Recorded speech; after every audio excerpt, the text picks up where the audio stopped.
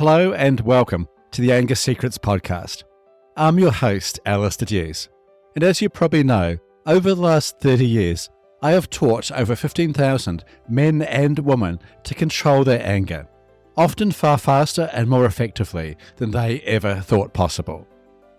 To find out how I do this, I invite you to watch my special new training on how to break the anger cycle. In this short and powerful training, I reveal my top 3 secrets for controlling your anger and creating a calmer, happier, and more peaceful life. To view this training, just visit my website, angersecrets.com. Although I am passionate about helping people control their anger, today I want to talk about something else that is essential for creating happiness and success in your life. This is your primary loving relationship. Specifically, I'm going to discuss the number one thing that makes relationships successful. Now, before I reveal this secret, in the beginning of May 2024, I'm going to release a brand new coaching program designed to help couples create happier, more loving, and passionate relationships. I call this program Reignite My Relationship, and it will cover topics such as how to communicate effectively, how to develop high levels of intimacy in your relationship, how to develop shared relationship goals and dreams, and how to create a successful long-term relationship in general. Reignite My Relationship includes structured exercises, online coaching, and regular date nights to help you implement the learnings from this course. If you would like to be one of the first to enroll in this course, including accessing a special Founders Members discount, just contact me via my angersecrets.com website or book a call with me to talk more about this powerful relationship coaching program. To give you a good idea of the content in this program, today I want to share a lesson from Reignite My Relationship. In this lesson, I talk about what I consider to be the number one thing that makes any relationship successful. Let's get started. Welcome to lesson 4.1 of Reignite My Relationship, the power of friendship. Why do some relationships last and others fail? It's a question that many couples have when they come into my office. Are we right for each other? Should we work on our relationship or should we go our separate ways? And by the way, how do we make this decision? How to predict whether a relationship will last or not would be a very valuable skill to have, especially when one realizes that in most marriages, even if they last, both partners may not be happy. In its book, Happily Ever After, psychologist Tai Tashiro states that out of every 10 people that get married, only 3 will create a happy, sustainable, long-term relationship with each other. So how does one tell if a relationship will last? According to recent research conducted with thousands of couples by John Helliwell, a University of British Columbia economist and co-author of the United Nations World Happiness Report, the success or failure of any romantic relationship often comes down to one very simple factor. This factor predicted the success of a relationship far more accurately than any other factor, such as whether the couple was married or not, how they met, or how long they had been together. What is this factor? Well, according to John Helliwell, this factor was simply whether a couple saw their significant other as their best friend or not. Maybe what is really important in a relationship is friendship, Helliwell stated in an interview with the New York Times, and never forget that in the push and pull of daily life. Helliwell's research supports a simple truth that many of us know instinctively. Successful relationships occur when each partner has a mutual liking and respect for each other and show this regularly. As you know, over the course of any long-term relationship, you and your partner will get to know each other intimately. You will become well-versed in each other's likes, dislikes, hopes, dreams, personality traits, and everything about each other. Unless you are truly friends with your partner, you will never survive the trials and tribulations of a long-term relationship. One concept that relates to why a strong friendship is so vital to the success of any long-term relationship is the idea of positive or negative sentiment override. So what is positive or negative sentiment override? Positive and negative sentiment override are terms that were introduced by University of Oregon psychologist Robert Weiss in 1980. According to Weiss, A relationship is a positive sentiment override when the positive thoughts and feelings a person has in relationship overrides any negative things their partner may do. A person in positive sentiment override may notice, for example, the negative behaviours that their partner does, but this person will usually not give these behaviours any importance.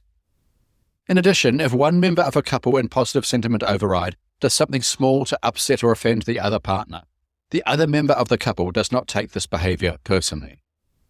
In contrast to positive sentiment override, couples in negative sentiment override have overriding negative thoughts and feelings towards each other. These negative thoughts and feelings override anything positive their partner says or does. Couples in negative sentiment override, for example, are likely to take the small irritations of everyday relationship life personally and blow small issues up into arguments that may lead to the destruction of the relationship.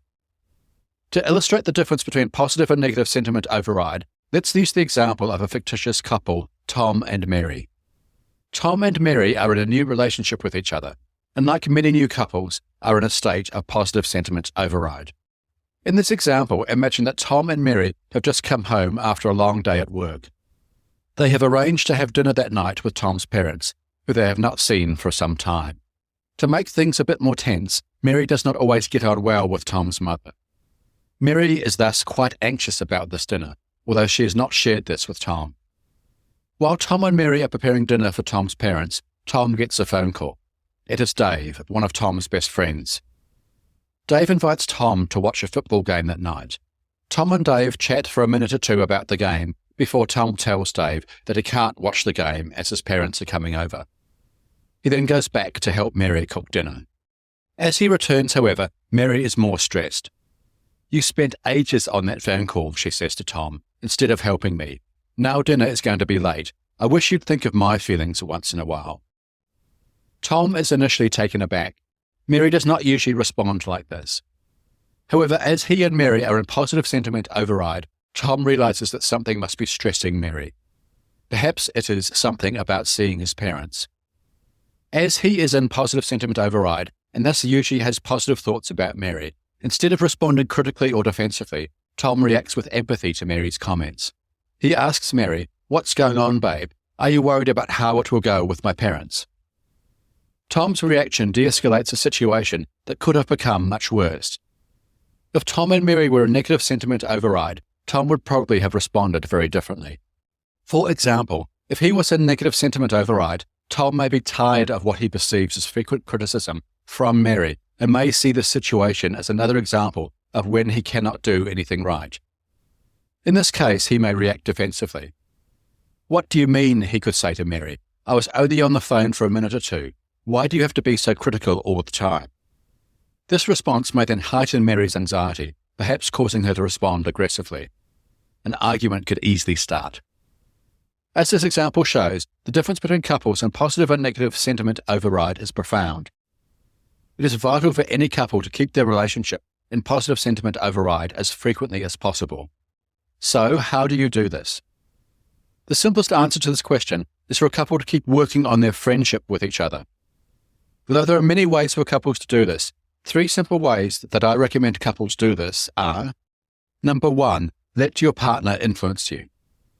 To understand this, imagine being friends with someone who never takes into account your wants, needs, or desires.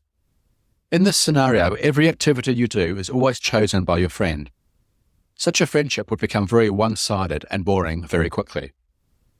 Although most people do not tolerate friendships like this, many relationships become like this quite quickly. And unfortunately for men, it is often men who struggle to let their partners influence them. A true relationship, just like a true friendship, is based on both people having equal say in all the main relationship decisions. Letting your partner influence you means that you never make decisions that affect the relationship without equal and fair negotiation. Number 2, frequent expressions of appreciation. Another simple way to increase the amount of positive thoughts and feelings in a relationship is to express what your partner is doing right. Frequent compliments are an example of this, or letting your partner know what you love and appreciate about them. Frequent expressions of appreciation are also more important when you understand that negative interactions tend to have more impact on people than positive interactions. To balance this, it is important to make sure that the ratio of positive to negative interactions is high, usually at least 5 to 1 or higher. Number 3, turn towards each other. The third way to keep your relationship as positive as possible is to turn towards each other as much as possible. Turning towards responses are simple ways of engaging with your partner.